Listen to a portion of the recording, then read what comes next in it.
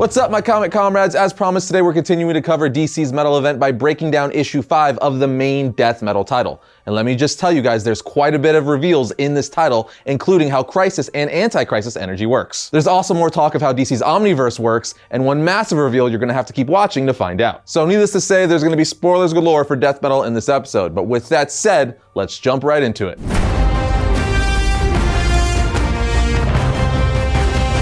The comic starts off almost exactly where issue 4 left off, with the Justice League defeated by the One Who Laughs, who's now one of the most powerful beings in all of DC. If you want to know how that happened, go back and watch these videos right here, as we've covered the 4 previous issues. In any case, the Robin King is doing what he does best, and that's tormenting the Justice League before he finally kills them. He's currently telling Wonder Woman about the Wonder Woman of his world and how she gave this amazing speech about never accepting an ending and fighting like there's always a tomorrow, before he ultimately killed her with metal from the God Killer sword that he booby-trapped her Medal of Honor and Courage with. Then right before he's about to kill her and recite the speech his Wonder Woman gave, the One Who Laughs shows up saying, "Robin King, you can kill them soon enough." Wonder Woman then says, "No, fight us here and now, coward." The One Who Laughs says, "The fight is long over, Diana. You lost the moment you struck me," which happened all the way back in issue 1. He continues to say, "If you'll excuse me, I have a god to kill," which of course is Perpetua. Before he leaves, he then says, "Castle Bat, hold them until it's time." The castle then starts transforming like freaking Megatron into a giant humanoid Batman castle. Some of you may be asking, how the heck did this happen? Well, we learned back in Dark Knight's death metal Legends of the Dark Knights, there was a version of Bruce Wayne who killed and sacrificed Damian Wayne. Then he used his blood along with Bruce's own blood for an evil ritual so that Bruce could infuse his soul into Gotham City itself, literally becoming Gotham City, which is how we got the living Castle Bat. Anyway, the Justice League then start fighting this Power Ranger-sized monster Batman, and Superman says, "I'm not doing any damage here." Swamp Thing then says, "Yeah, me either." There's Rot Force in the bricks, and Batman then says, "If this creature is my consciousness infused with Gotham, it's made of every material ever produced in Kane City." Harley's like, "Everything?" As Superman gets trapped by Castle Bat saying, "Red sun particles? No." Castle Bat then tells Superman, courtesy of Gotham's astrophysics lab, circa 1901. Bruce then tells Wonder Woman, "Get out of here, Diana, you're fast enough to escape." She replies, "We could take this thing down." And Batman says, "No, it's too late." At which point Castle Bat forms a giant wrecking ball saying, "For you, Bruce," playing Intertron from the cave itself, and then proceeds to squash Batman like a bug with it. Castle Bat then sets its eyes on Wonder Woman saying, "So many choices to kill you with, but regardless," and just as he's about to destroy her, he gets blasted from behind with green energy that obliterated him. And on the next page, we see the shot was fired by a beaten down Hall of Doom with someone inside of it saying, "I believe the word you were looking for was doom." And Batman says, "Where you meet your end is more Batman," meaning obviously he somehow survived being squashed by that giant wrecking ball that Castle Bat used. Wonder Woman then says, "That's right, Doom is decidedly more Lex Luthor. You're supposed to be dead," revealing that it's Lex Luthor inside piloting the Hall of Doom. Lex Luthor replies, "Much of me is dead, Wonder Woman. What's left is offering you refuge in the Hall of Doom, but you must hurry." The League then says, "How can we trust you?" And Lex says, "You can't, but more Batman will be here any moment." So of course they take their chances with Lex. Once inside the Hall of Doom, Lex tells Wonder Woman, "I'm here because it's time to end things once and for all." We are then taken to Earth 49, where Perpetua is holding said Earth, but she's offering the world a choice saying, "Choose your god. Do you side with me becoming part of my new universe, or with death?" At which point the One Who Laughs shows up saying, "I actually go by the Darkest Night or the One Who Laughs, but I'm often mistaken for death." Perpetua's like, "You? Humans, all I ever wanted was to see you strong, immortal, to see you in my service, become the universe's predators rather than its prey." And the Darkest Night says, "If that's all you want, I should be your favorite son. I mean, I'm here to kill you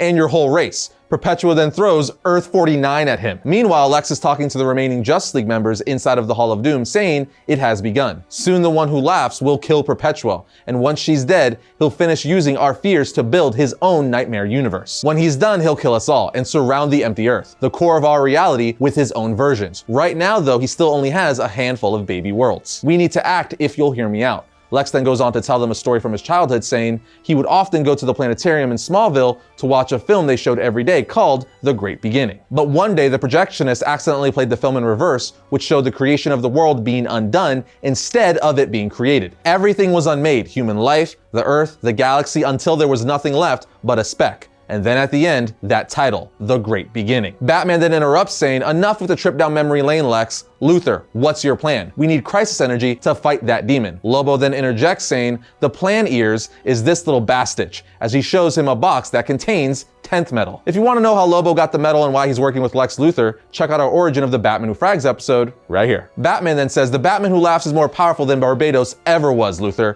Shards of 10th metal won't be enough." Luthor replies, "No. they won't. The only thing powerful enough to fight him with is the truth. Ever since Perpetua was first locked away, key truths of our universe in our history have been hidden from us. Throughout time, at special moments, brave men and women have invented machines to seek the truth, to peer to the heart of reality, however terrifying. I have designed one such machine. The metal X shards are from the Forge of Worlds, and they can guide you there, so you can make this machine. And this is where stuff starts getting really interesting, friends, and when Lex starts explaining to Wonder Woman and the rest of the heroes and villains how crises and continuity works, essentially explaining DC's Omniverse. After Lex tells them he can guide them there so they can make this machine, Wonder Woman speaks up saying, "I don't understand. This machine, it will help us redirect crisis energy to us so we could fight him?" Lex replies, "No, we are all the batteries for crisis energy and its opposite. Crisis energy is born of our fears, our anger, our desire to be big. It invites us to change history, to make the present more important." And he's saying this to her as we look at the lasso of truth that has knots in it. Lex continues to say, "But anti-crisis energy is connective.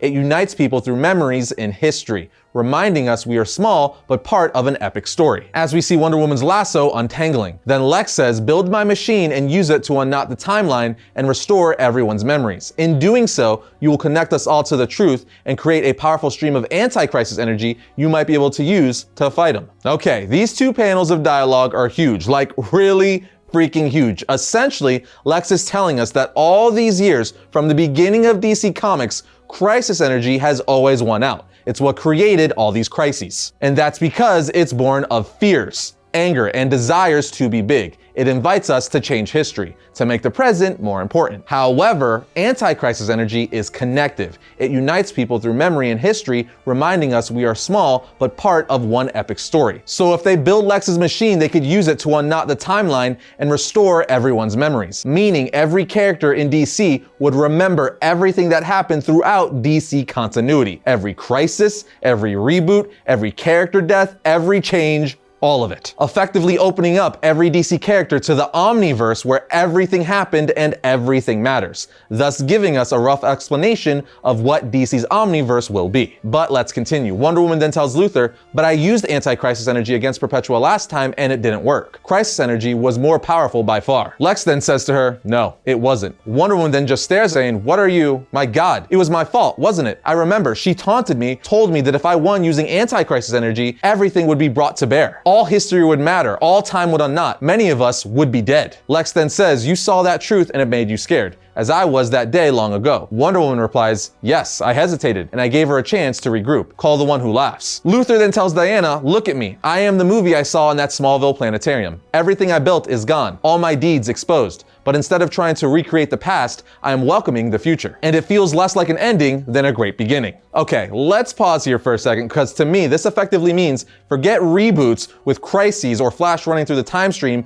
and accidentally creating the New 52, which we later find out was really Dr. Manhattan. Like, those days are probably long gone, because those reboots and changes in continuity in DC over the years tried to keep things from the past and intertwine them with things of the present, essentially trying to make all the old continuity still work or at least be explained within the new continuity. And in all these changes in DC continuity in the past, the heroes tried to prevent these changes from happening and would win on some scale, saving at least some elements of the past. But here, Lex straight up tells Wonder Woman, instead of trying to recreate the past, I am welcoming the future, and it feels like less of an ending than a great beginning. So this is very much setting up what DC is doing with their continuity, prepping us for the big change that's about to come with DC Future State that's starting in January, introducing a bunch of new versions of DC characters. And from what Lex just said, DC is not going to try to recreate everything we've known from the last several decades of DC, but rather just do their own thing starting from scratch going forward. It's actually kind of scary if you ask me. Anyway, let's continue. After this, Wonder Woman turns to Bruce and Clark saying, "Bruce, Clark, tell me the truth, please." At which point Batman says, "I'm dead, Diana. I've been dead this whole time. I died after the first battle with Perpetua, when the Batman invaded. It's how I've been using the Black Lantern ring. I'm sorry." Hold up. That's right, friends. Batman is dead. And has been dead. Apparently since the beginning of death metal, even before that, since the first time they battled Perpetua. And this isn't an alternate version of Batman. This is the main continuity Batman. Although in the grand scheme of things, his death isn't really gonna matter, because by the end of death metal, they're gonna be resetting all of DC continuity, which means of course Bruce Wayne will be alive again in some form or another. So it's kind of pointless long term, but in the context of the story, it's one hell of a twist. And if you go back to previous issues of death metal, there's actually hints of him being dead throughout the series. It also explains why Batman has been using the Black Lantern ring. That's what's keeping him alive, as we know the Black Lantern ring can raise the dead. Wonder Woman even asked Batman about it, saying, what the hell happened to you back in that last battle where he brought a bunch of people from a graveyard to life to fight the Batman who laughs? She says, what changed inside of you? Batman says, all right, do you want to know what happened to me? My secret? Fine, I'll tell you. Actually, it doesn't matter. So he was about to tell her he was dead, but instead decided to wait until now. This also explains how Batman survived Darkfather's anti-life bullet in issue 3, and how he survived being squashed by Castle Bat in the beginning of this issue, because he's already dead. Anyway, after we find out Batman is dead and being kept alive by the Black Lantern ring, Superman tells Wonder Woman, and me, there's no changing me back. I can feel it. But both of us are ready to fight with you. One last time, as long as you'll have us. Wonder Woman then tells Batman and Superman, I was wrong to think we could use crisis energy to restart the multiverse. Whatever reality we made, no matter how bright, would be built out of a desire to control its shape. We can't restart everything our way, and we can't go back to the past. Instead, we will unknot the rope and everything will matter. Good, bad, and uncertain as it might be, we will greet what new future awaits with hope. Again, telling us, the readers and fans, hey guys, everything matters going forward. Every past event happened, good or bad. We're not erasing the things we didn't like anymore with a crisis and trying to start anew. But we're still gonna try new things going forward, so we hope you like it, because we're not gonna do any more crises ever again to try to fix things. Because again, everything matters and everything happened going forward. So we hope you'll like the new stuff. Basically, the end of Death Metal is going to be the end of all crisis events in DC as we know it, which is a double-bladed sword, because yes, crisis events are annoying, always changing things and making the continuity convoluted, but at the same time, not doing them means whatever they do going forward is sticking whether you like it or not. Good, bad, and uncertain as it might be, we will greet whatever new future awaits with hope. Because like Wonder Woman said, all we have is hope at this point, and it's going to be fine. I'm sure it's going to be fine. I am not stressing. You're stressing. Anyway, Wonder Woman then tells Luthor, thank you, but your plan isn't enough. We need to get the one who laughs back here before his multiverse is more than a few little planets. Lobo says, and how are we supposed to do that? She says, I have an idea. But it's gonna require soldiers. Lobo, is it true what they say about you? Your regenerating abilities? He looks at her with a smile saying, all the rumors about me are true. But yes, there's plenty of the main man to go around as he bites his thumb, causing himself to bleed. Superman then goes to rally a bunch of villains saying, there's no group I'd rather stand with on this one. So what do you say? Killer Croc then says, are you sure you have the right room, Superman? And Giganta says, let me guess, you want us bad guys to team up with you and save the Earth. And he says while his eyes glow with heat vision, no, actually, I want you to destroy it. We then see Wonder Woman flying with the fleet of Lobos saying, let's do this. And that's why he made himself bleed, and she asked him if it's true what they say about him, because Lobo can create a bunch of Lobos with his blood, thus giving them the army they need. We then see Superman in space with a bunch of villains like Cyborg, Superman, Bizarro, Superboy Prime, Sinestro, Black Adam, and more saying, are you ready? Lanterns? Black Adam? They're like, are we really gonna go through with this? Superman answers, the Earth is the core of the multiverse. If we destabilize it, he won't be able to conduct any more power through it. Whatever baby worlds he's made, they'll be all he has to fight us with. So Superman is using a bunch of incredibly powerful villains to destroy the Earth, or at least bring it to the brink of destruction so that the one who laughs can't be powered anymore. We are then taken to the one who laughs, who's currently fighting Perpetua in space. And mid-fight he says, what in the, those fools, they're going to, my children, go stop them, as he sends the worlds he's already conquered to Earth to fight the heroes and villains. Back on Earth, Superman is rallying every supervillain he could find, saying, from here on out, we fight together, every living being on this planet. At which point Batman says, ahem, and Superman says, sorry, every being living,